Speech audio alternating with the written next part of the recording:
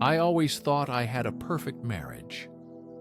Sarah and I had been together for 8 years, and our life seemed like a well-rehearsed dance. We were both in our early 30s, living in a cozy Denver suburb.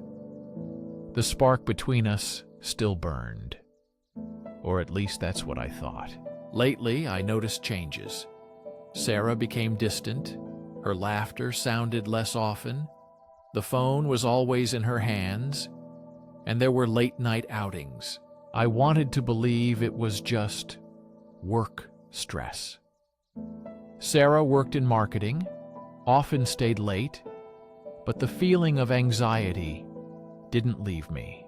An inner voice told me something was wrong. One fateful night, I decided to follow her, not out of distrust, but out of desperation, to know the truth. That evening, Sarah said she was going home from work with a friend. His name was Jake. He was a charming man. Always seemed too friendly. Jake was the type who could attract attention in a bar, and it worried me. When Sarah left, I put on my jacket and quietly followed. She turned on the taillights and headed to a trendy bar downtown, where neon signs and live music created a special atmosphere. My heart was pounding wildly watching her go inside. Laughter sounded like a beacon, drawing attention. I waited for Ed outside, leaning against the car, with anxiety in my stomach. It seemed like a long time passed before I dared to peek through the window. What I saw made my blood run cold. Sarah was sitting at the bar with Jake, their laughter blending with the music.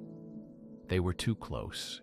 I noticed how she leaned over, her hand touching his during the conversation. It looked innocent, but it struck right at the heart.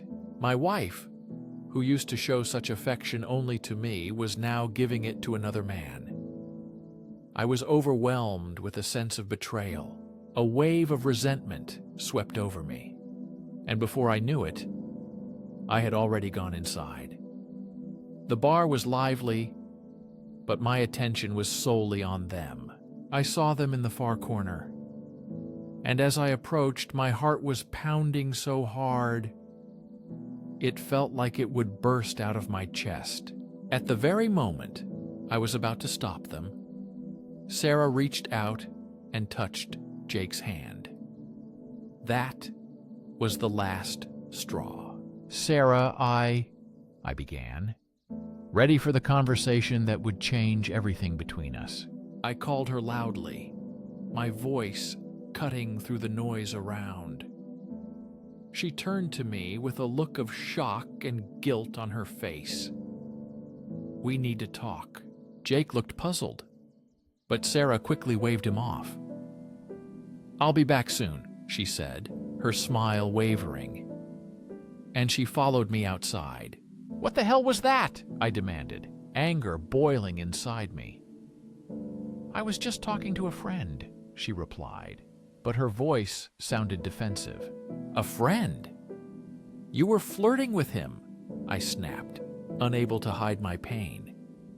Flirting? That's absurd. We were just talking.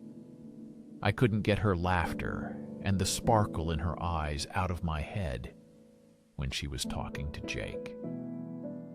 Sarah, this isn't just a conversation. You're hiding something. I'm not hiding anything. You're paranoid, she said. But her denial felt hollow.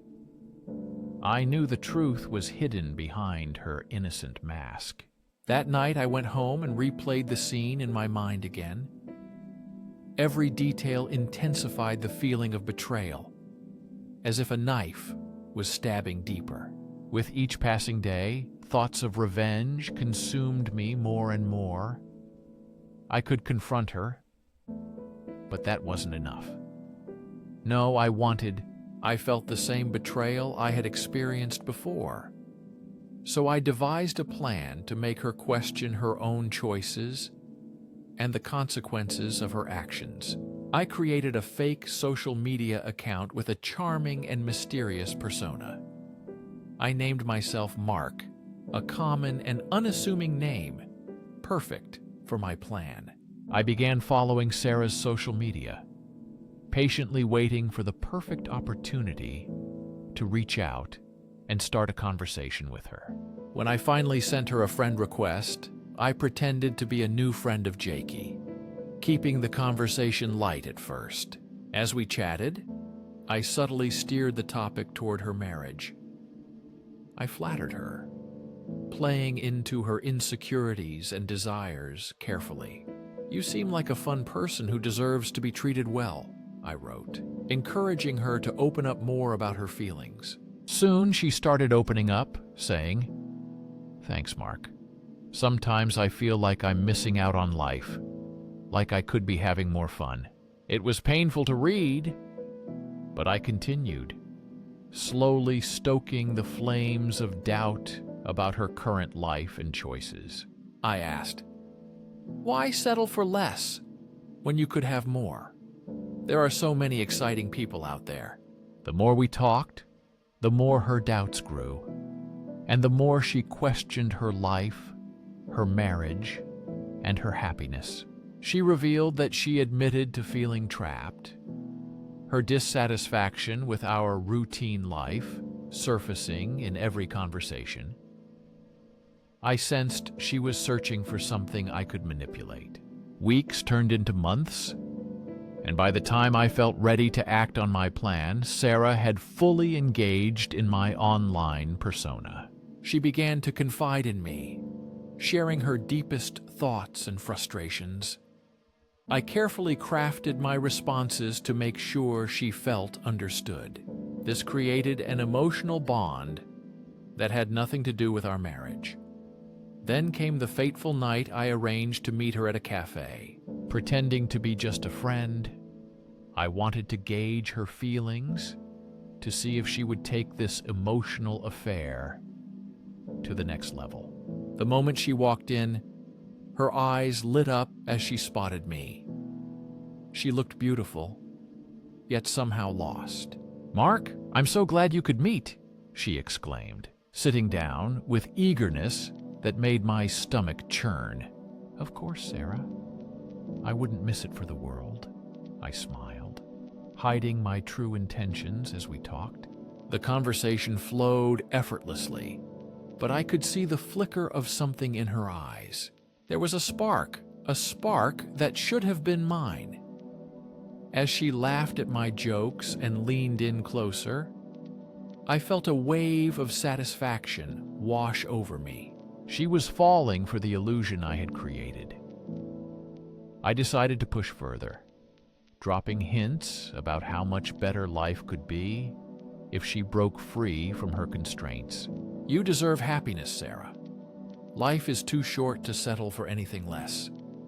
That statement hung in the air like a threat, and I saw the wheels turning in her mind. I wanted her to realize how far she had strayed. As I watched her grapple with her choices, I knew I was getting close. But as the meeting drew to a close, something inside me began to twist. I could see the conflict on her face, guilt mingling with her desire for freedom. She looked lost, and for a fleeting moment, I felt a pang of sympathy. Was I really willing to take this so far? That night, I drove home feeling conflicted. My plan had worked. I had successfully manipulated her feelings. But as I replayed our conversations, a question lingered in my mind. My mind was my revenge, and I realized it was worth it. While I wanted to teach her a lesson, I also needed to face my own demons within myself. The next day, I confronted Sarah, laying everything bare. I revealed my secret online identity and confessed how I had manipulated her feelings intentionally. Her face showed horror, devastating, yet exhilarating at the same time. "You used me," she gasped, voice trembling with hurt and disbelief. I admitted. "Yes, I wanted you to feel the betrayal I felt. I wanted you to see what you were doing to us." She looked hurt, angry, and shattered all at once. "You're no better than I am," she shouted, tears streaming down her face. In that moment of vulnerability between us, something changed. Despite the tension in the marriage, we understood that a long road lay ahead. Whether we would restore trust was unknown. I realized that revenge did not bring the desired satisfaction. It only exposed cracks in our foundation, forcing us to face the problems head-on. We sat in silence, the tension palpable. Both of us reeled from the brutal truth that shattered the illusion we had created together. While recording this story for my channel, I knew viewers would doubt the morality of my actions. Was my revenge justified, or had I crossed an unimaginable line? In the end, this story is not just about betrayal and revenge. It is a reminder that love is fragile, and sometimes preserving it requires admitting one's own mistakes. If you want to hear more dramatic and thought-provoking stories, don't forget to subscribe to the Lauren's Stories channel.